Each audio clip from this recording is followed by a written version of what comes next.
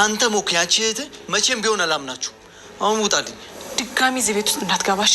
ጨካኝ። እሺ እወጣላችኋለሁ። በፍጹም ልክ አይደለም። ቆይ ለምን መጣ? ህይወቷን ከበደልካት በኋላ አሁንም ልታሰቃያት ነው? በሰላም እየኖረች ከአንተ ህይወት ከወጣች በጣም ቆይታለች። ድጋለሁ። የት ናት? ቆይ ስታስቢ ሁሉም ነገር ለእኔ ቀላል ነው የሚመስልሽ? እባክሽ አደይ አንዴ ብቻ ያለችበትን ንገሪኝ። እኔ እጅ ያናግራታለሁ። አይሆንም፣ መቼም አልነግረም። የለሊን ህይወት እንድታበላሽ አልፈቅድልህም። አንድ ስታቀፍ ሰምኛለሽ? አሁኑኑ ለሊ የት እንዳለች ንገሪኝ። ልቀቀኝ። ታውቂያለሽ፣ በደንብ ጠንቅቀሽ ታውቂያለሽ። ቦታሉ ነው ያልሽ? ቆይ ማን ነው ወንድምሽ? እኔ ንግስት ብቻ ናት። ወንድሜን አግብቷ ደስተኛ ናት። አንተ በእነሱ መካከል ብትገባ ውርድ ከራሴ በፍጹም አልለቅህም። አሁን ደስተኛ እንደሆነች አንተ ትተሃት እስኪርክ ድረስ ምን ልትሆን ነው በህይወታቸው ልትገባ የመጣኸው?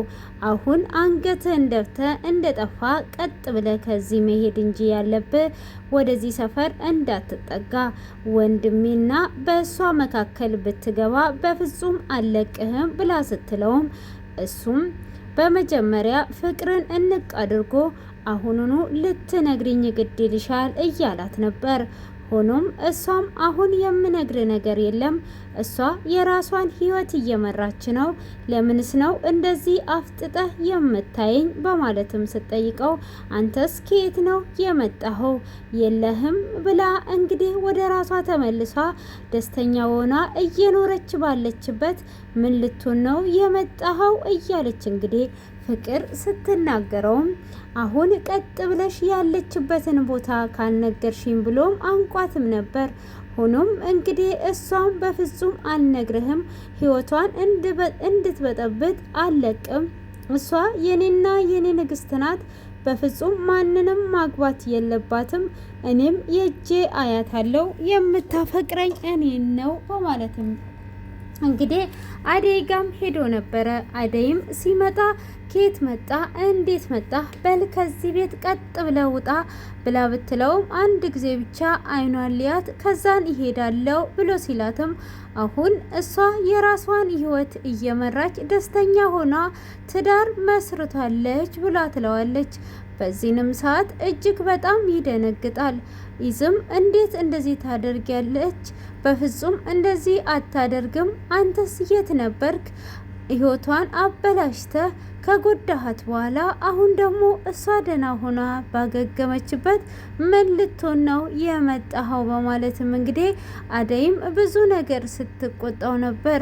እሱም እባክሽን አደይ አንድ ጊዜ ብቻ ተረጅኝ፣ እኔ ያለሁበትን ማንም አያውቅም፣ ስለዚህ ላገኛት እፈልጋለሁ፣ የኔን ንግስት መቼም ሳላገኛት አልተውም ብሎ ይላታል። እንግዲህ አሹንም ከዛ ቤት ለሁለት ያስወጡታል።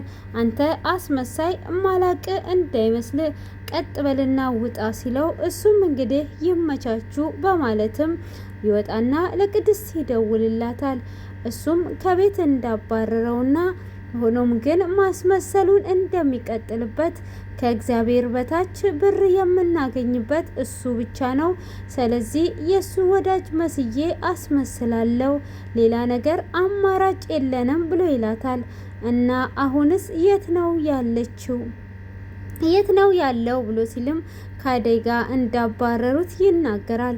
አደይንም እሱ ከሄደ በኋላ እባክሽን አንድ ጊዜ ብቻ ፍቅሬን አገናኝኝ በማለት ሲለምናትም በፍጹም አላገናኝህም፣ ይሄ ነገር አይሆንም ብላ ትለዋለች። ውጣልኝ፣ አሁን እንደመጣ ሻንጣን ይዘ አኮብልል እያለችው ትገኛለች። ቢማጸናት ቢለምናት አደይ ልትናገር በፍጹም አልቻለችም። እሱ ከሄደ በኋላ ልትደውል ትልና ልንገራት ወይስ አልንገራት? ከነገርኳት ችግር ነው፣ ባልነግራትም መንገድ ላይም ቢሆን መገናኘታቸው አይቀርም እያለች እንግዲህ ለብቻዋ እያወራች ትገኛለች። ሆኖም እንግዲህ ሌባውም ስልኩን ከፍቅር ሰርቆ እየሄደ እያለ ይይዙታል። አንተ ሌባ ለምንድን ነው በዚህ ጋር የምትሄደው? በማለትም ሲጠይቁት እኔ ሌባ አይደለሁም ምንም አይደል በማለትም ሲል እያስወተወቱት እንግዲህ የሰረቀውን ስልክ ከየት ነው የሰረቀው? አግኝቼ ነው ካገኘው በኋላ ሹክረን ብያለው ይላል። ሹክረን ማለት ምን ማለት ነው? እኔ አልገባኝም። ሆኖም ባይገባኝም ምንም ማድረግ ስለማልችል ዋጥ አድርጌ ይዤዋለሁ። በአረብኛ ወይም በፈረንጅኛ ያሸገላግልልናል እንዴ እያሉ ይገኛሉ። ይሄ በመሀል ላይ የሚቀየጡት ቋንቋ እነሱም መቀየጥና ምንጥር እያደረጉ ስለሆነ ነው።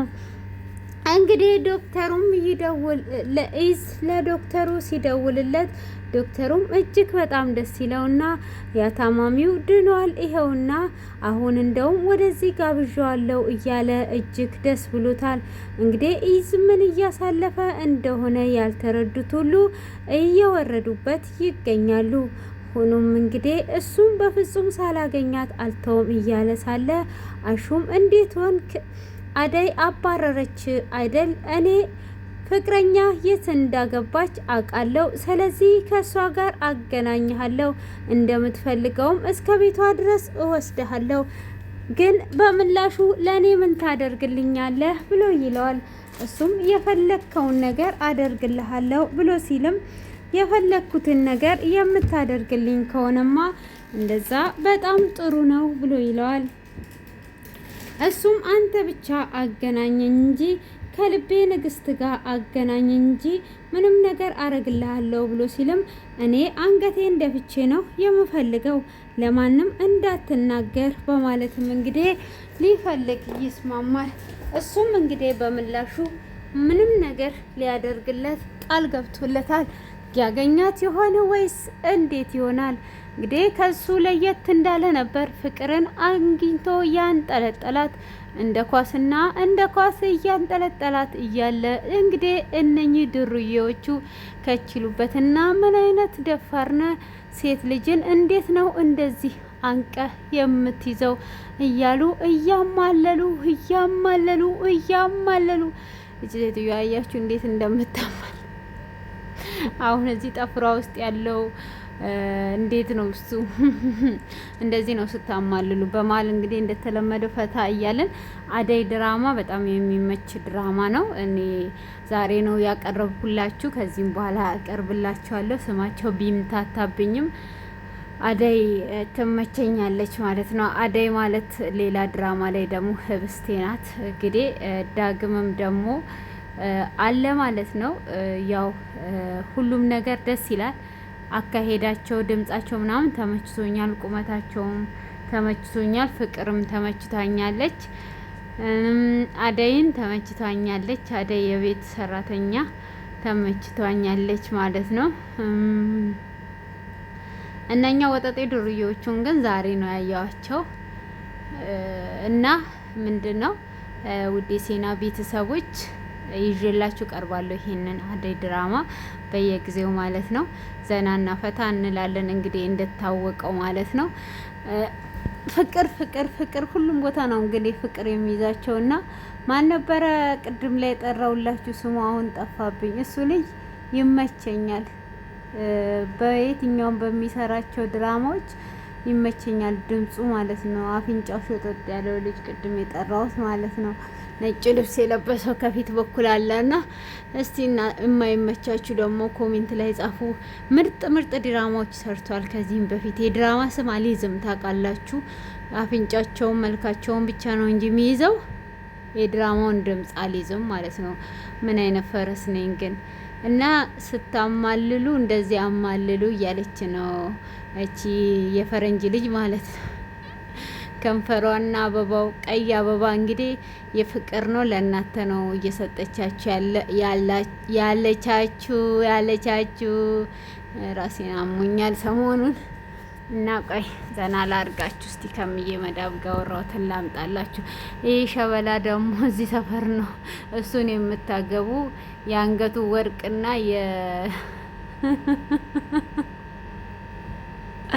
የአንገት ወርቅ አለው። ይሄ ሰንሰለቱ ወርቅ እንዳይመስላችሁ አርቲፊሻል ነው። ያው አፍንጫ ስላለው ብቻ እንደዚህ እንዴት እንደሚጠቅሳችሁ እየጠቀሳችሁ ነው ያለው። እንዳትጠቅሱ ሲጀመር እስቲኪኒ አሁን ይሄ ነው ሞዴል ነው ማለት ነው። ሞዴሎች ይጣቀሳሉ። ግን እሱ ግቢ ውስጥ እኮ ልብስ በገመድ ነው የሚያሰጠው። አያችሁት? ግቢ ውስጥ ልብስ በገመድ እያሰጠ የምንጠቀሳ ነው። ውስጡን ለቄስ ይባላል ብዙ ጊዜ እና ያውላችሁ እኔ እኮ ሚስቱ ይሄንን እየለበሰች እሱ እዛ ጋር ይቁላላብናል። ግን ያምራል ልብሱ። ቆይ ፓንት ለምንድን ነው በግልጽ ያሰጠችው? እሷ ፓንቱ ምን እንድናደርገው ነው? እሷ እንትን አታደርገው አትሸፍነውም? እንዴት ዘጋለው ፓንት አይደለም ደግሞ ፈረንጅ ሀገር እንዴት ነው ልብስ በማስጨብጨ? ለካ እዚህ ግቢውን በፈረንጅ ነው ያለ ነው። ቆይ ቀና ልበልና ልስተካከል። ቪዲዮ ላድርግላችሁ። ቆይ ስልካችሁን ዞር አድርጉትና ቪዲዮ ይከፍትላችኋል። ሀደ ነው ሰማል ቤታ ቀይራል። ይሄ ቤቱ ነው እንዴ? እስቲ ቤት ፊ ታኒ በሱ ብለው ሀደ በያክሉና ሀደ በያክሉ ያንቺ ሸት አሪስን ተርባን بشير بعدين كده نشيل قصتك كامل قصتك كامل لا لا لا لا لا لا لا لا بنجيب مقص احسن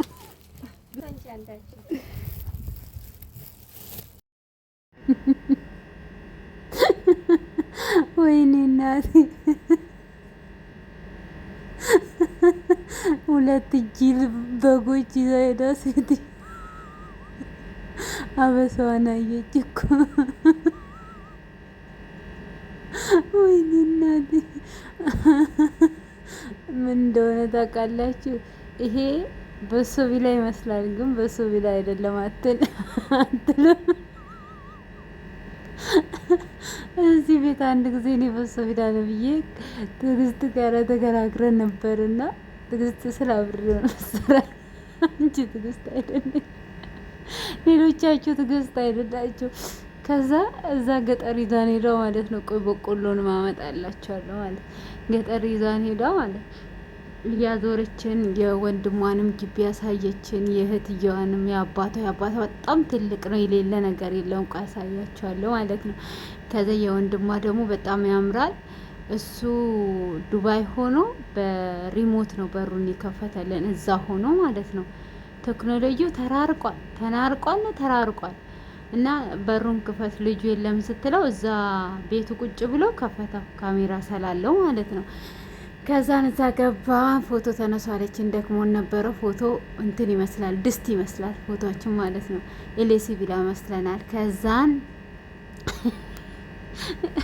እህትየው ግቢ ደግሞ ይዛን ሄደች ማለት ነው። ደስ የሚለው ቅረጹ ስላለ ሀብታም ነን ለማለት ነው መሰለኝ። ከዛ እየቀረጽን የበሶ ቢላው ጋር ስንደርስ ሰምታችኋል። ጥቅስም ደግሞ የቤቱ አይነት አይደለም በሶ ቢላ ነው አትልም። ከዛ ይበላል ስላት ሴትዮዋ አይበላ ማለች። የሆነ ፍሬ ነበርና ቀነጠስኩትና ወይን ጠጁን ደግሞ ይዘን እንግባና እንትንም ነበረ፣ ይሄ ሬት ነበረ ለጸጉር ቪዲዮ ሰራ። ከዛን ስላት አይ ቆይ ከአባቴ ግቢ እንወስዳለን ብላይ ነበረ መጨረሻ ላይ ማለት ነው። ቪዲዮ ተቋርጦብኝ ነው እንጂ ፍሬውን ስቀነጥሰው ተሰነቀጠ ማለት ነው። እንጨቱ ሲሰነቀጥ ሶሪ ከማለት መቀስ ብናመጣ ጥሩ ነበር።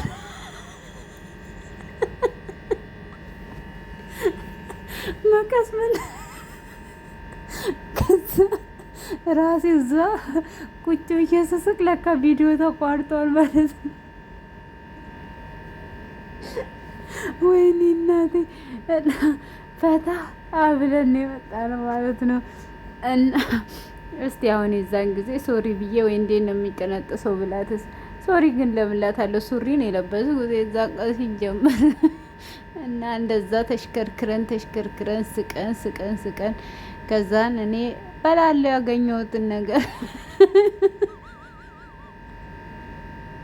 በቆሎ ደግሞ አልደረሰም። ይሄ ጭንቅላቱ ብቻ ነው ያለው አገዳው ማለት ነው።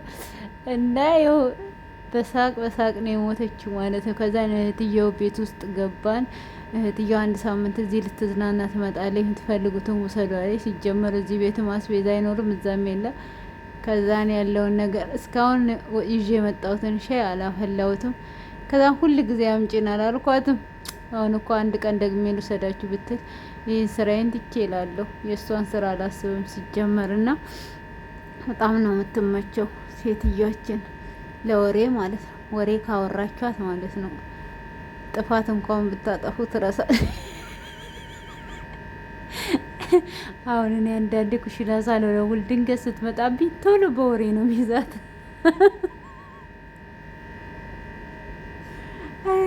ወይኔ የሌለ ነገር እቃ ነው ምነግራት፣ ወይም ደግሞ የሆነ ጭንቅላቴ ውስጥ ፈጠራ ድንገት ነው ይመጣልኝ። ከዛን ትረሳዋለች ማለት ነው። እና እናንተ ቤትስ እንዴት ነው? በምን አይነት ዘዴ ነው የምታሳልፉት? ዘዴ ግን ይመጣልኛል ድንገት። ድሮ አባቴ ሲጋረፍ በእንትን ነው የሚጋረፈው ታውቃላችሁ፣ በአለንጋ በጎማ። እኛ ቤት ዱላ የሚጋረፉት በአባቴ በኩል ያሉት በዱላ አይደለም፣ በጎማ በኤሌክትሪክ በአለንጋ በማጭድ በቢላ ምናምን ስላችሁ ቢላው እሳት ውስጥ ይገባና ቀይ ይሆናል። በእጃችሁ የሆነ ነገር ከሰረቃችሁ ያንን ቢላው ቀይ የሆነ የጋለውን ትጨብጣላችሁ። ያንን ጠባሳችሁን እያያችሁ አንዲት ብር አትሰርቋትም ማለት ነው። አንዲት ብር አትሰርቁም። እንደዚህ ሌላ ጥፋት ፋዘር ደግሞ ሶስት ቀን ይቆጥራል። 3 ቀን ካጠፋችሁ 3ኛው ቀን ጠዋት በተኛችሁበት ሌሊት 11 ሰዓት ድሮ ገጠር ልብስ አውልቃችሁ ነው የምትተኙት። ከዛን ልብሳችሁን አውልቃችሁ ስተኙ በዛ በአለንጋ የፈረስ አለንጋ ነው ይባላል።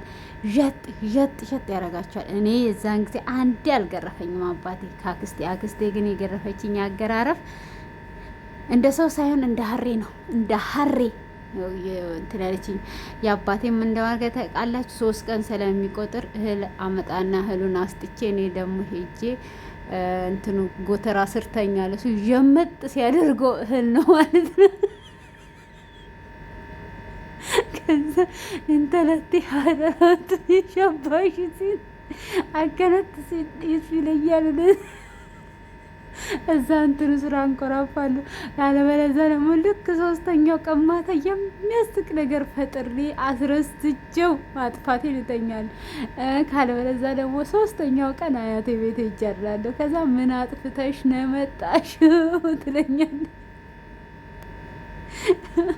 ከዛ አንድ ጊዜ ገጠመኝ ማለት ነው የአክስቴን ዱላ አገራረፍ። ሌላ ቀን ነግራቸዋለሁ ቪዲዮ ስለሚረዝም ማለት አንድ ቀን ቤት 3 ቀን አጥፍቼ ከዛ ቀን ካደርኩ በባለፈውም ስላልገረፈኝ ሊመረውና ሊመታኝ ይችላል፣ እንቅልፍ ሊጥለኝ ይችላል ብዬ ማታ ጎመን ይዤ ዘጭ እያልኩ አያቴ ቤት ሲሄድ የእሷ የምታሳድገው የልጇ ልጅ ቀን ብር ሰርቋል። 10 ብር ሰርቆ ያን 10 ብር ብዙ ነገር ነው የሚገዛ፣ ያልገዛ ነገር የለም። እሷ ብር ትራስጌ ነው የምታረጋ። ብር ነበራት፣ ዲያስፖራ ነበረች በዛን ጊዜ። ከዛን ብሩን ሰርቀሃል ወይ ብላ ብትጠይቀው አልሰረኩም ብሎ እኔ ማታ ሲሄድ እሱ ሊገረፍ እየተዘጋጀ ነው ማለት ነው። ከዛም ማጭዱ እሳት ውስጥ ገብቷል፣ ቀይ ሆኗል። እንዳልመለስ መሽቷል፣ ማገላገል አይቻልም። ከዛን እሱ ሙላትዬ ይላል። ከዛ ልቀቁኝ። ከዛ አሮጊቷን ሊሸጉዳት አትሸውድም ሲጀመር አብዳር አለ እና እዛ አብዳሩ ስር ነው ያደረኩት ብሩን ይላታል። ከዛ በሉ ግራና ቀኝ እጁን ያዙና አንዷ እሷ ቤት ቀጥሯት እንትን ምናምን እንኳ ምናምን የምትቀዳ ልጅ አለ። እጁን ግራና ቀኝ ያዙትና አብዳሩ ጋር ሄደን እንፈልግ። ከዛ ልቀቂኝ ሲለኝ እኔ ትንሽ ለቀኩት። በቃ ላይ መቃጠል ነው እያልኩ ልጅቷ እንቅ አድርጓ ይዛ ከምቃጠል ብላ ብሩን ስናይ ብሩ የለም። ከዛን ሰው አያገላግልም መጡ። ከእንደገና አገላግለው ምን ብለው አምኖ ሄዱ። ከዛ ልክ ሰዎቹ ሲሄዱ ከእንደገና ያንን ማጭድ ሁለተኛ ይህን ጠባሳ ስታይ አትሰርቅም ብላ የያዘ ተኮስ አደረገችው። እኔ እየተሳቀኩኝ ሁለተኛ አልመጣም እያል በቃ ትንፍሽ ስትል ብድግ ነው ወይኔ ወይኔ ቪዲዮ ባይረዝምባችሁ ብነግራችሁ በቃ ጦሽ ነው የምትሉት። እና እንዴት እንደተንቀጠቀጥኩ ከዛ ያ ልጁ ጠባሳውን እያየ አንድ ብር እኛ ቤት መስረቅ መሰራረቅ የለም። እና እንደዚህ ስታርጉ ጥሩ ነው። እዚህ አገር ሶስት ወር ነው እንደ 1 ወር ከምናምን ካሜራ ኖሮ ምንም ነገር እንትን ያላልኩት ያ እድገቴ ነው ማለት ነው። ምንም ነገር ሲጠይቁ እውነቷን ነው ነግራቸው። ምንም ነገር አላነሳ ምንም ምናልል ብር ነበረ እዛ ቤት ነፍ ነበረ። እንደዚህ ቤት ጠብሻም አይደሉም። እና አንዳንድ ጊዜ እድገት ወሳኝነት አለው። እና ቶሽ እየተደረግን ነበር ያደግነው። እኔ ግን ቶሽ አልተደረኩም ማለት ነው። እና እንደዛ ያደጋችሁስ አላችሁ? አይ እና ቪዲዮ ባይረዝም ምነግራችሁ ጉድ ነበረ። ቀጣይ ክፍል ላይ ጠብቁኝ።